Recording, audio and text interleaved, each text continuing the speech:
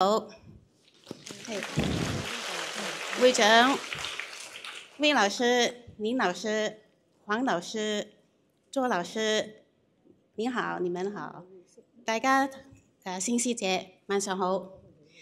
係我係鄧素嫻，係10年嘅初中班，係11年嘅第一屆高中班嘅學員。就一路維持到今天，一路都係喺長生學裏邊做義工。咁呢10幾年裏邊呢，係見證咗我睇人哋啊，見證咗好多嘅分享。我唔係因為有病，我唔係因為有病或者係有啲咩事學長生學，我純粹係好奇。因為點解呢？好奇就可以睇到嘢、學到嘢啊嘛。因為一句説話，我哋廣東人一句説話，咁都得嘅。咁但係當我哋去到調整站裏邊去幫人做義工嘅時候咧，呢個咁都得嘅係不斷令到我都覺得係好奇新鮮。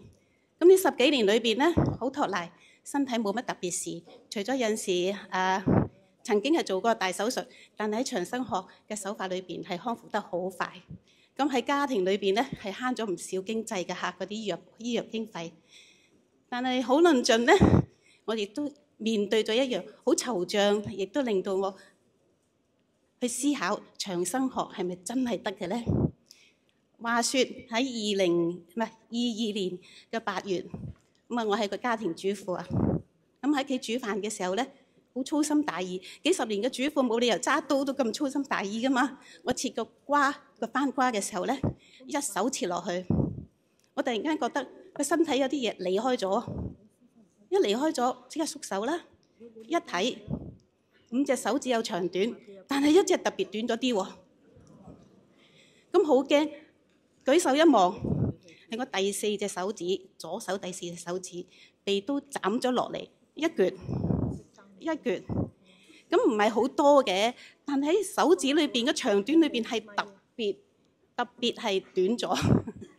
咁好驚啊，係好多血嚇，係好多血。咁喺嗰一刻點算咧？咁先生翻嚟，咁我話你睇下喺砧板嗰度睇下有冇嚿肉啦。咁佢話有粒花生喺度。咁啊即刻就喺個砧板裏邊執翻一粒肉上嚟，咁我係點樣去諗咧？因為點係飆緊血，要煮血噶嘛。手斬傷係咪或者切傷係咪要舉高手啊？咁啊試下舉手，佢係咁飆血噴血，咁點算咧？長生學啊，即刻咧就係蓮花手咁黏住咗佢，真係好快脆咧，就係嗰啲血慢慢係流出嚟啊！咁我揸住嗰粒花生米點算咧？睇下佢裏邊又有啲肉。有啲肉柱啊，有啲繩喺度，唔掂啦。咁我話諗下，不如試下用長生學去黐翻埋佢得唔得咧？嚇！其實我係好大膽啊，亦都好粗心大意嘅。我馬上將嗰粒花生米喺水喉下邊沖一沖，我就拍翻入去裏邊啦。拍到喎，都唔係好痛喎。咁我就係咁將佢黏住，左右2隻手就黏住。咁屋企人咧就好反感嘅，佢係應該即刻去急症室，去點樣都好啊，處理咗佢啦。但係喺嗰一刻，我諗去到醫院最快都要半個鐘頭去急症室，同我處理揸住嗰粒嘢去到係咪已經乾咗啊？我用啲咩浸住佢復活啊？醫生睇到係咪都係就咁樣同我連埋咗個傷口佢，咁咪好肉酸咯隻手。我話唔好。咁我就叫個女同我拎消毒水啊，揾啲嘢出嚟。咁我就係洗咗佢、消毒咗佢之後咧，我就係咁枕住、黏住佢。咁個女就呱呱嘈啦。咁你都要打破傷風針㗎。咁我話唔好住，你俾我等得唞一晚啦。因為嗰晚係晚餐煮餸啊。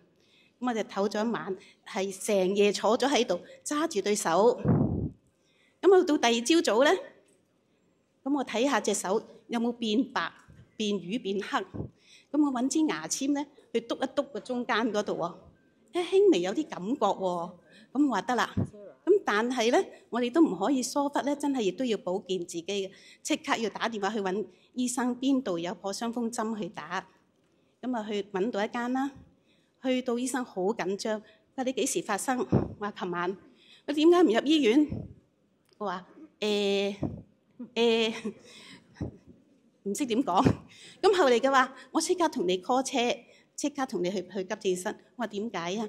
佢話你隻手指，你知唔知咁樣斬傷咗出嚟又甩咗出嚟？你咁黐翻埋佢會有啲咩事啊？我話會有啲咩事啊？你會中毒咯，會有敗血咯。咁佢話好辛苦㗎，咁我就咁跟住佢咧就咁佢話嗱，咁我即刻寫張急症嗰啲醫生介紹嘅紙，你自己決定啦咁。佢話不過你既然嚟到咧，我就同你打咗支破傷風針先，但係你事後要處理。咁我話如果我去到醫院，我會係點樣？醫生點樣處理啊？佢話切開佢，再同你洗傷口，睇下有冇壞死。我話哦。咁我揸住張醫生介紹紙，同我先生行出去。我先生話：你們看到那個指甲，不是有一橫嗎？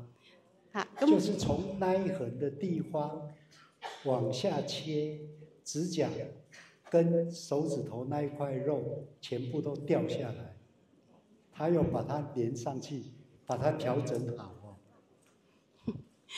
係啦，咁佢話。佢話如果你問我先生問我你點諗？我話我都係都50-50。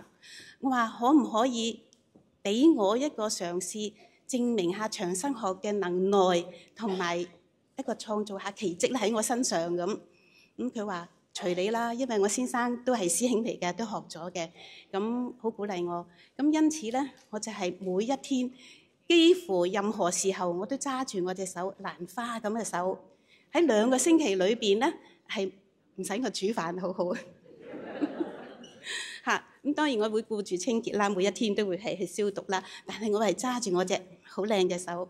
喺2個星期後咧，我就可以開水喉洗嘢、洗菜、煮飯。呢個就係啦，嗱好翻啦。咁仲好得意咧，就係話當我嘅指甲係真係連埋肉係甩咗出嚟㗎嘛，我黐翻埋去喺我想像裏邊咧，嗰片嘅指甲應該係會變黑、會壞嘅嚇，或者會甩咗去嘅。但係佢冇啊，隨住我嘅手指甲一路長長、一路長長、一路剪修整翻好佢嘅。而家一般嚟講係睇唔到我隻手有嗰個傷口喺度嘅。咁所以咧，今天嚟講我就話長生學真係得㗎。所以呢個長生學咧，亦都係一個能耐。咁我希望咧，大家星師姐係學習咗長生學之後，善用你哋對手多啲出嚟，係嘛？為自己、為別人去服務，好唔好啊？嚇，能耐一定係發生喺自己身上，喺別人身上，我哋都睇到咁多嘅見證咯。咁到喺自己身上嘅時候，更加要珍惜啦。多謝咁多位。